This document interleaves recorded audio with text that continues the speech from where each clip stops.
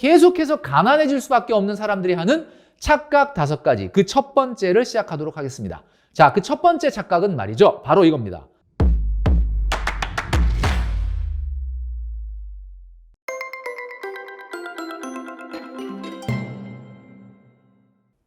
네, 여러분 안녕하십니까. 돈으로 혼쭐 내는 남자 돈줄남 김경필입니다. 오늘 이 시간에는 돈을 모으지 못하고 점점 가난해질 수밖에 없는 사람들이 하는 잘못된 생각, 착각 5가지를 말씀드리도록 하겠습니다. 만약에 오늘 이 착각 5가지가 여러분들이 하는 착각이 아니라면 여러분들은 부자로 나갈 수 있겠지만 나도 그런 생각을 하는데 라고 한다면 여러분들은 부자로 나가는데 굉장히 어려움이 있을 거다라는 말씀을 드립니다. 자, 어떤 착각이 있는지 한번 저와 함께 살펴보도록 하겠습니다. 자, 2023년도가 이제 며칠 남지 않았는데요. 이제 우리는 스타트 라인에 다시 쓰게 됩니다. 스타트 라인에 쓴다는 거는 굉장히 어쨌든 설레이는 거죠. 뭔가 새롭게 출발한다는 거. 자, 그런데 재테크, 여러분 스타트 하셨습니까? 재테크의 스타트 라인에 쓴다는 건 어떤 의미일까요? 자, 기본적으로 목돈을 모으는 것이 얼마나 중요한지를 제가 돈줄남을 통해서 계속해서 말씀드리는데 우리 직장인들이 재테크의 스타트 라인에 쓰는 것은 결국은 최소 2년치 연봉을 모으는 일부터 시작된다라는 겁니다. 자, 여러분 강조를 여러 번 하고 있지만 지나치지 않을 정도로 중요한 거 바로 재테크의 시작은 여러분들의 연봉의 2년치를 모으는 것부터 시작된다라는 겁니다. 자, 그러면 여러분들이 최소한 2년치 연봉을 모으기 위해서는 평상시에 어떻게 해야 되느냐? 바로 목돈을 만들어야 되는데 목돈을 만들려면 가장 중요한 게 사람은 목돈을 어떻게 인식하느냐? 지금 보여드리는 것처럼 본인의 월급의 3개월치 이상 되는 금액만을 목돈으로 인식한다라고 합니다. 그러니까 한마디로 말해서 내가 월급이 300인데 한 400, 500이다. 그러면 그 400, 500은 쓰고 싶은 생각이 먼저 든다는 거죠. 자, 그런데 내가 월급이 300인데 한 1000만 원 정도 이렇게 탔다. 그러면 일단 쓰겠다는 생각이 들 수도 있지만 이걸 또 어떻게 재투자할 것이냐. 이런 생각을 하게 된다는 거죠. 자, 그래서 목돈으로 인식되는 돈을 계속 모으는 습관을 가져야 언젠가 최소 2년치 연봉을 모으게 되고 그 최소한의 2년치의 연봉 정도 되는 목돈, 시드머니가 만들어졌을 때 비로소 스타트 라인에 쓸 수 있게 된다라는 겁니다. 자, 그렇다면 돈을 모으지 못하는 정말 계속해서 가난해질 수밖에 없는 사람들이 하는 착각 5가지, 그 첫 번째를 시작하도록 하겠습니다. 자, 그 첫 번째 착각은 말이죠. 바로 이겁니다. 소득은 계속될 것이다. 여러분 혹시 이런 생각해 보신 적 없습니까? 그래도 어쨌든 꾸역꾸역 소득이 없어지겠어? 소득은 계속되지 않겠어? 라고 생각하는 착각입니다. 물론 그렇죠. 우리가 건강하기만 하다면 소득이 계속될 수 있죠. 이렇게 월급이 그죠? 지금 이만큼 나오고 앞으로 이만큼 또 나오고 또 앞으로 이만큼 나오고 소득은 계속될 거다라는 생각이 듭니다. 사람은 말이죠. 생각에도 관성의 법칙이 있거든요. 그냥 하던 대로 계속 가지 않을까라는 생각을 합니다. 자, 그러나 여러분 시간이라는 것이 지나서 우리가 사회적 정년에 이르게 되면 우리가 생각보다 소득에 절벽이 생길 수 있다. 이게 너무 먼 미래니까 나한테 그런 날이 올까? 소득은 계속되지 않을까? 혹시 이런 착각 속에 여러분들이 살아간다면 여러분들은 절대로 돈을 모을 수 없게 된다라는 겁니다. 제가 이 영상을 통해서 많이 말씀드리는 내용이지만 월급은 300번 받으면 끝날 가능성이 높습니다. 300번. 그중에 지금 내가 몇 번 받았지? 벌써 한 80번 받았다? 그러면 한 230번 정도 지나면 받으면 끝날 수도 있다라는 이야기입니다. 이 생각이 머릿속에 꽉 차 있으면 돈을 모아야 되겠다는 생각 자체가 잘 안 들어요. 어차피 그래도 그렇게 돈은 내가 많이 모으진 못했지만 소득이 있으니까 그리고 앞으로 소득이 계속 나오면 그래도 대충 생활이 되진 생활은 크게 문제 없지 않을까? 이런 생각을 하게 된다는 거죠. 자, 이런 것들이 여러분들을 가난하게 만들 수 있다라는 겁니다. 자, 두 번째 착각은 바로 소득이 계속 올라갈 것이다 라는 착각입니다. 여러분 은연중에 이런 생각하지 않습니까? 우리 직장이 월급이 작고 그렇다고 해도 그래도 직급이 올라가고 호봉이 올라가면 언젠가는 월급이 아무리 작더라도 올라가지 않을까? 물론 그렇습니다. 여러분 월급이 사회초년생 때보다는 근무 연수가 길어질수록 이렇게 올라가죠. 올라갑니다. 쭉쭉 올라가죠. 자, 그죠? 이렇게.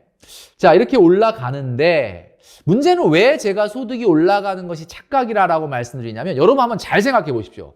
여러분 월급이 올라가는 속도가 빠르겠습니까? 아니면 여러분들이 소비가 올라가는 속도가 빠르겠습니까? 소비가 올라가는 속도가 훨씬 빠르다. 자, 이렇게 소득이 올라가면 소비도 그만큼 올라가는데 이만큼 올라가죠. 그리고 소득이 올라간 것보다 훨씬 빨리 소비가 올라갑니다. 그리고 여기에 이만큼 올라간 것보다 또 훨씬 빨리 소비가 올라가죠. 그러니까 무슨 얘기냐면 여기에서 소득보다 지금 소비가 조금씩 더 커지고 있는 거가 보이죠. 그러면 이 소비가 커진 거는 어떻게 해결을 하느냐? 결국 이게 마이너스거나 아니면 과거에 모아놨던 자산을 헐어서 사용하게 된다라는 겁니다.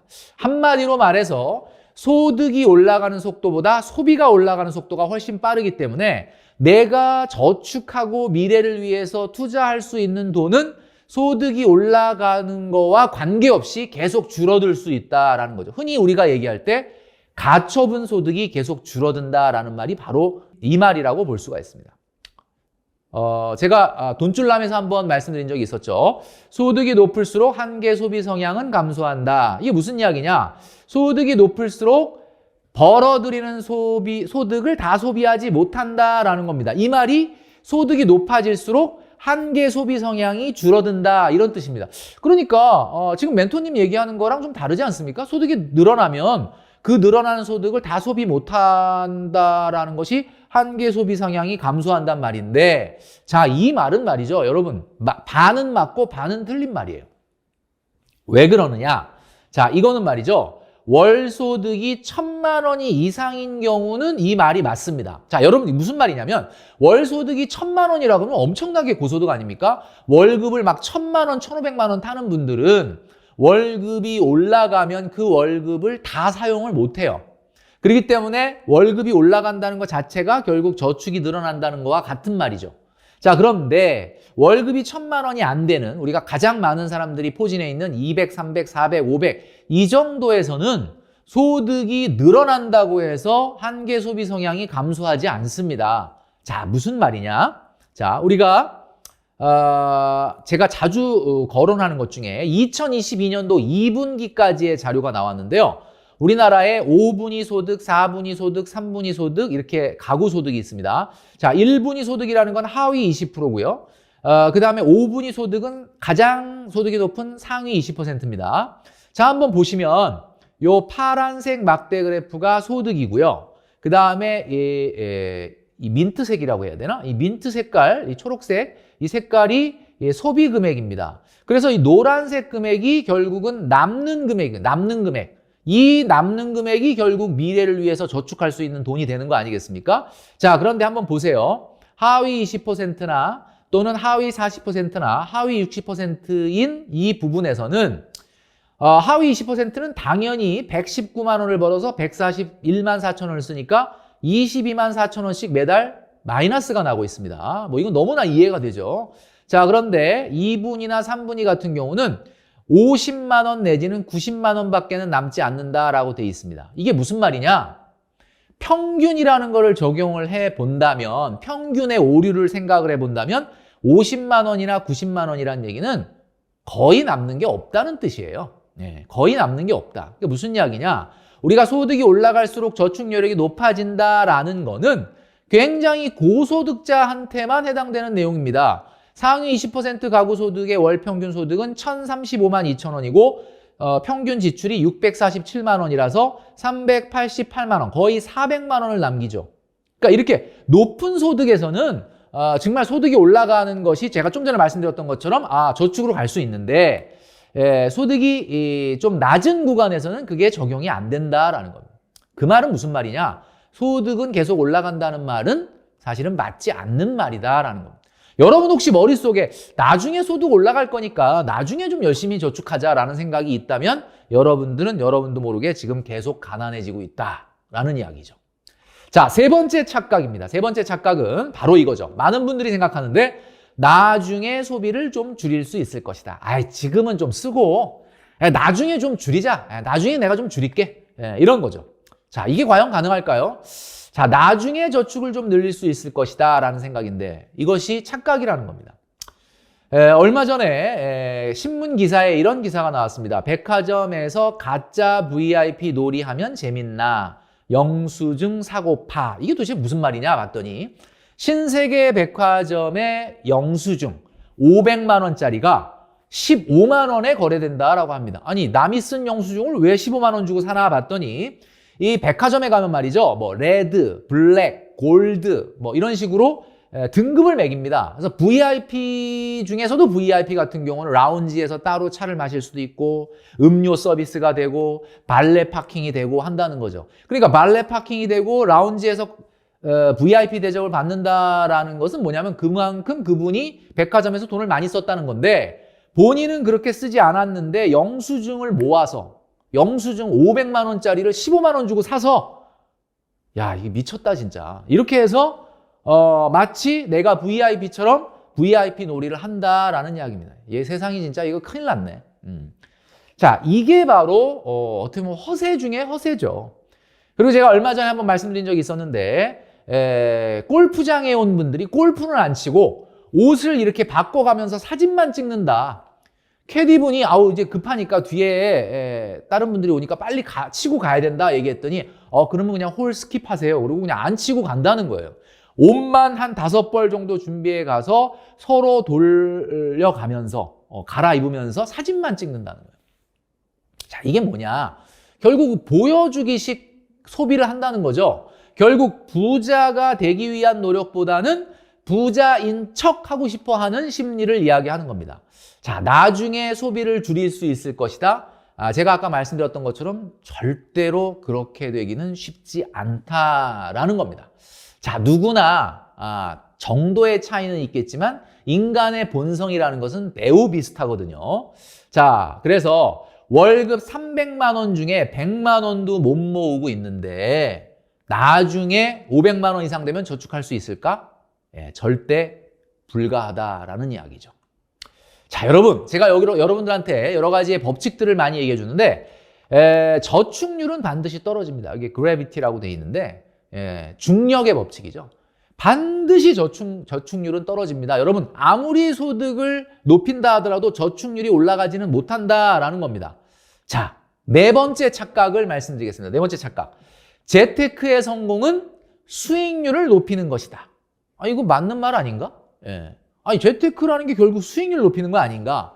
여러분, 재테크를 20년, 30년 하다 보면 어떤 때는 수익률이 굉장히 좋았다가 또 최근같이 주가나 부동산 가격이 떨어지면 수익률이 떨어지고 마이너스로 가는 경우가 있죠. 여러분, 예를 들어 보겠습니다.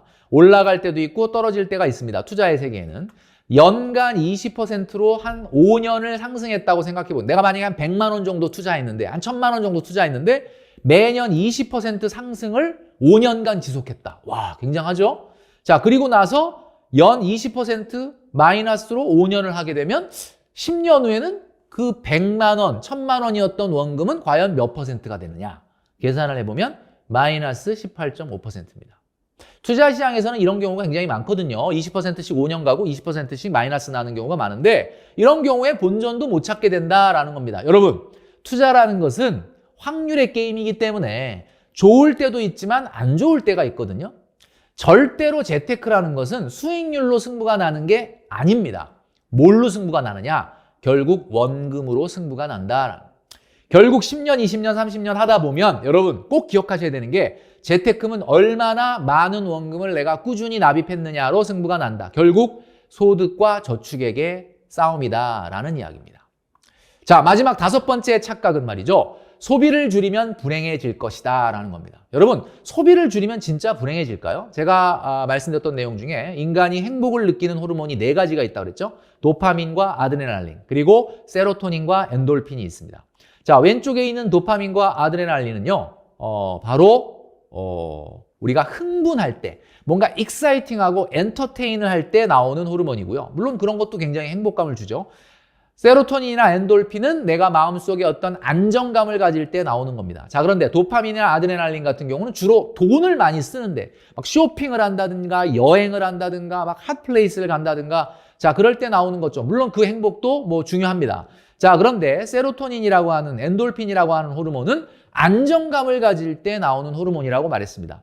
자, 소비를 줄인다 그래서 그러니까 도파민, 아드레날린을 조금 나오는 걸 줄이게 한다고 하면 반드시 불행해지느냐? 그렇지 않습니다, 여러분.